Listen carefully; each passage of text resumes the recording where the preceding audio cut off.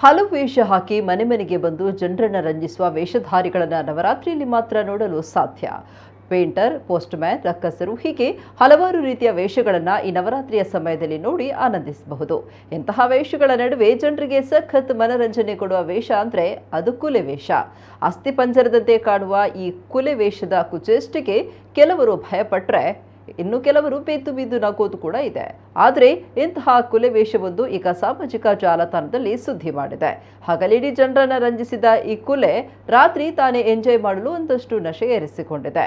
ಆದರೆ ಅದು ಕುಲೆಯನ್ನೇ ಅಲ್ಲಾಡಿಸಿ ಬಿಟ್ಟಿದ್ದು ನಡೆಯಲು ಆಗದೆ ಅಂಗಡಿ ಬಾಗಿಲಿನಲ್ಲಿ ಬೀಳುವಂತೆ ಮಾಡಿದೆ. ಕುಲೆಯ ಈ ಅವತಾರ ನೋಡಿದ ಜನರು ವಿಡಿಯೋ ಮಾಡಿ ಸಾಮಾಜಿಕ ಜಾಲತಾಣದಲ್ಲಿ ಹರಿಯಬಿಟ್ಟಿದ್ದಾರೆ.